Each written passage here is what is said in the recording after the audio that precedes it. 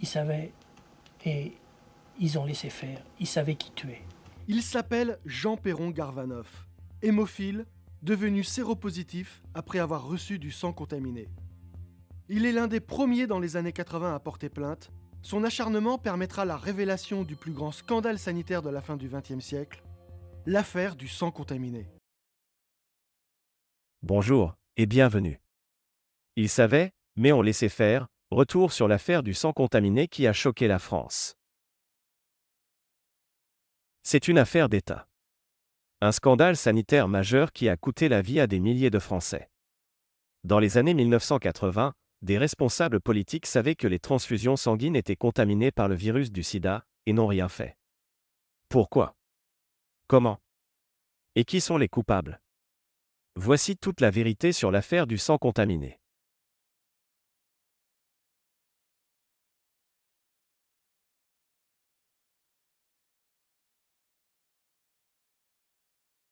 Année 1980, explosion mondiale du VIH, plus connu sous le nom de sida.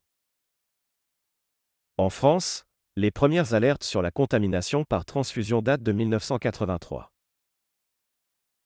Les hémophiles sont les premières victimes, ils reçoivent régulièrement du facteur 8, un dérivé du sang.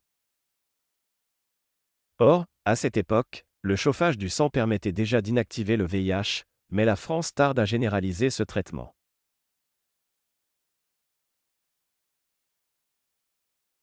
Entre 1984 et 1985, plusieurs centaines de produits sanguins contaminés sont distribués en France. Des milliers de personnes sont infectées, hémophiles, receveurs de sang, femmes enceintes, et même des enfants. Pourtant, les autorités continuent d'importer et de distribuer du sang non chauffé, alors que d'autres pays l'interdisent déjà.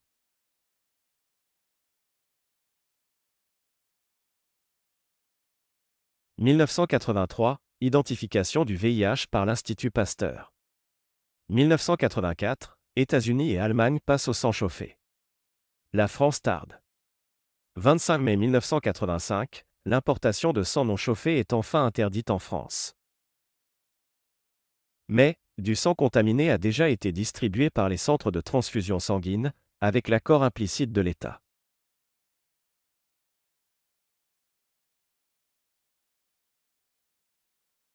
Edmond Hervé, ministre délégué à la Santé de 1981 à 1984. Inertie politique, absence de mesures de précaution malgré les alertes précoces. Georgina Dufoy, ministre des Affaires sociales et de la Santé de 1984 à 1986. Elle est celle qui déclare en 1991. Je me sens responsable, mais pas coupable. Laurent Fabius, actuel président du Conseil constitutionnel, alors Premier ministre. Chef du gouvernement à l'époque des faits, donc politiquement responsable. Le rôle de Pierre Moscovici, actuel président de la Cour des comptes et bonimenteur. Pierre Moscovici était à l'époque directeur de cabinet de Georgina Dufoy. Il occupait une position stratégique, coordination des dossiers sensibles, arbitrages administratifs, interface entre la ministre et l'appareil d'État. Il a donc été exposé aux décisions internes liées à la sécurité transfusionnelle. Mais il n'a jamais été mis en examen, ni auditionné par la justice.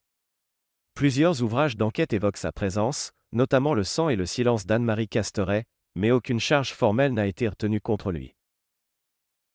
Responsable quand même. Responsable, mais pas coupable. D'accord. Bravo.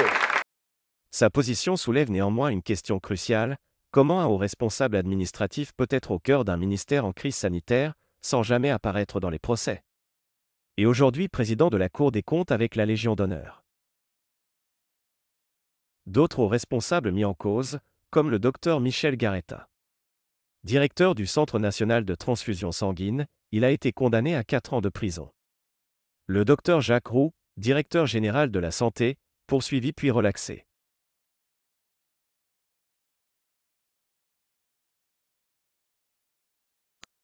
Le Canard enchaîné et Libération sortent les premières révélations en 1991. L'affaire explose médiatiquement. Pression sur le gouvernement pour ouvrir une enquête parlementaire puis judiciaire.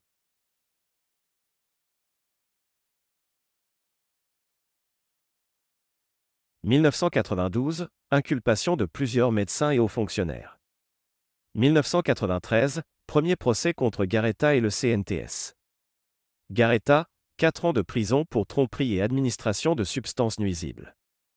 1999, procès devant la Cour de justice de la République pour les ministres. Laurent Fabius et Georgina Dufoy, relaxés. Edmond Hervé, reconnu coupable mais dispensé de peine.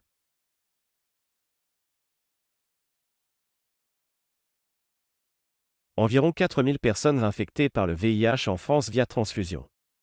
Des milliers de morts au fil des années. D'autres contaminés par l'hépatite C, également présentes dans le sang non traité.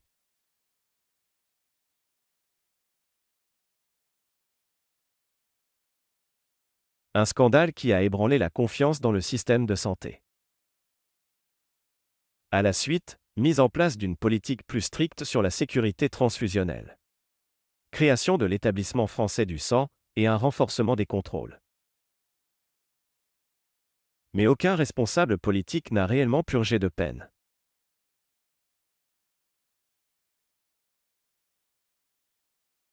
Laurent Fabius déclare : « J'ai agi selon les informations dont je disposais. Quant à Madame Dufoy, responsable, mais pas coupable. »